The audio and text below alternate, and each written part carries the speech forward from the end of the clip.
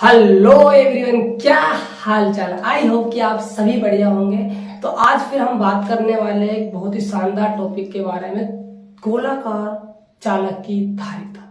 या तो बच्चों आपको सप्लीमेंट्री एग्जाम में आपसे ये क्वेश्चन पूछा जा सकता है कि गोलाकार चालक की धारिता का व्यंजक प्राप्त कीजिए, या फिर इसके फॉर्मूले बेस पर आपको एक न्यूमेरिकल देखने को मिल सकता है। इन दोनों चीजों की संभावना है सप्लीमेंट्री एग्जाम में। तो आप ध्यान से इस टॉपिक को समझना, बिल्कुल भी मिस मत करना। अपने आप में 1.5 से 2 नंबर का ये टॉपिक होने वाला है। तो वीडियो को स्टार्ट करने से पहले सभी बच्चे एक बार वीडियो को लाइक कर देंगे। यदि चैनल पर आप पहली बार आए हो तो चैनल को सब्सक्राइब कर देंगे। यदि आपने अभी तक परचेज नहीं किए पीडीएफ फिजिक्स की, तो ये हमारा व्हाट्सएप नंबर है, तो आप हमें पर्सनली मैसेज भी कर सकते हो। यदि आपने व्हाट्सएप ग्रुप ज्वाइन नहीं किया है तो डिस्क्रिप्शन बॉक्स में व्हाट्सएप का लिंक है, आप ज्वाइन कर सकते हो। तो वीडियो को स्टार्ट करते हैं। देखिए दोस्तों, गोलाकार चालक की धारिता तो एक फॉर्मूला निकल कर आएगा, वो काफी अच्छा फॉर्मूला है न्यूमेरिकल वो करने के लिए भी। फिर आपको इसे डेरिवेशन डायरेक्ट पूछ सकता है ना। तो जैसे ये कह रहा है वैसा आप काम करते हुए चलिए।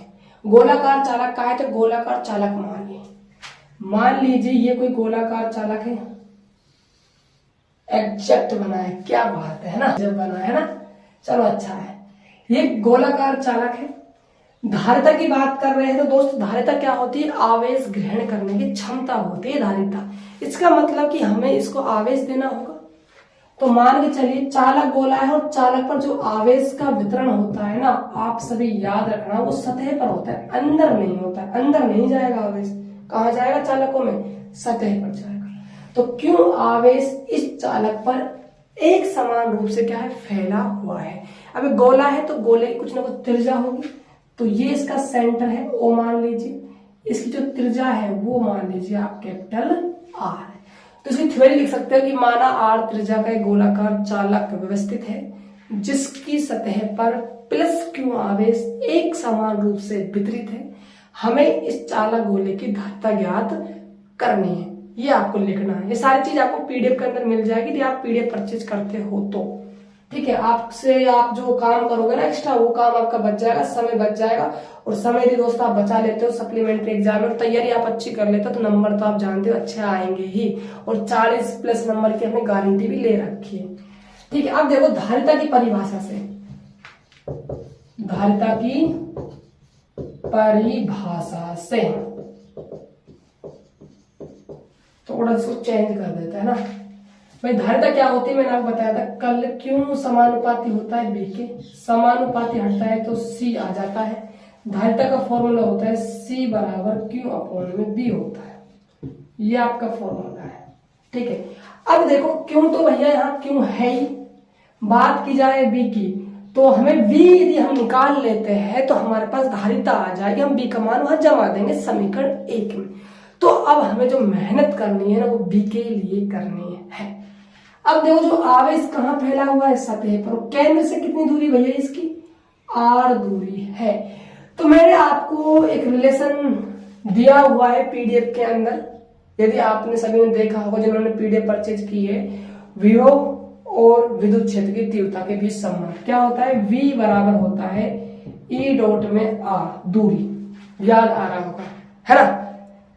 नहीं पता कहां से रिलेशन आया तो आप हमें कॉल कर सकते हो, आप पूछ सकते हो, या फिर आप व्हाट्सएप पर मैसेज कर सकते हो। वही बच्चा करेगा जिसने पीडीएफ परचेज किए। जिसने पीडीएफ परचेज नहीं किए उसके लिए सुविधा है नहीं, इसके लिए हम आपसे क्षमा चाहते हैं, है ना।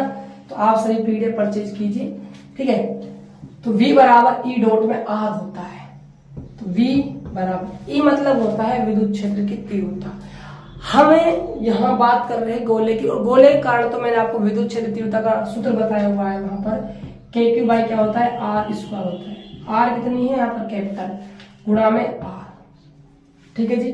अब देखो एक आर से तो एक आर कट गया, तो यहां से निकल कर आ गया के क्यू बाई आर। तो बी का मान निकल कर आ गया, तो बी का मान कहाँ जमा दो? आप समीकरण नंबर 1 में जमा दो।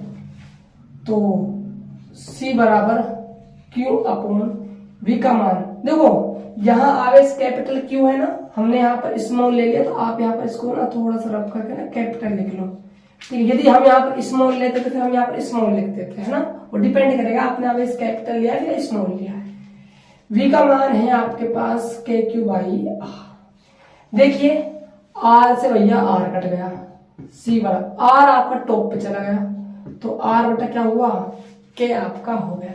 या तो आप इस फॉर्मूले को याद रख लो, ये फॉर्मूला क्या बता रहा है, ये बता रहा है गोलाकार चालक की धारिता c बराबर r/k, r उसकी धारिता है, k उसका माध्यम का परावर्तनांक है। देखो k का आप मान जानते हो 1/4 एप्सिलॉन नॉट होता है, 4 पाई एप्सिलॉन नॉट है ना। तो देखो ये k है आपका, जो k है यहाँ 1/k है आपका। अब आपको 1/k बनाना है तो k को यहाँ ले जाओ, इसको यहाँ गुणा कर दो तो 4 पाई एप्सिलॉन नॉट 1/k हो जाएगा। तो 1/k का मान 4 पाई एप्सिलॉन नॉट है, वहां आप पुट करते हो तो 4 पाई एप्सिलॉन नॉट गुणा में r। एक फॉर्मूला आपके पास ये आ गया, ठीक है जी। चाहे आप इसको अप्लाई कर लो, चाहे आप इसको अप्लाई कर लो।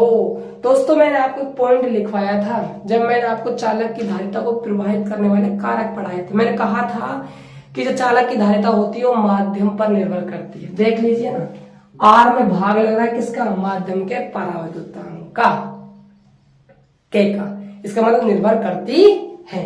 तो ये फॉर्मूला है गोलाकार चालक की धारिता का। तो ये डेरिवेशन आपकी हुई कंप्लीट, या तो डेरिवेशन पूछी जाएगी या फिर इसके ऊपर आपसे क्वेश्चन पूछा जाएगा।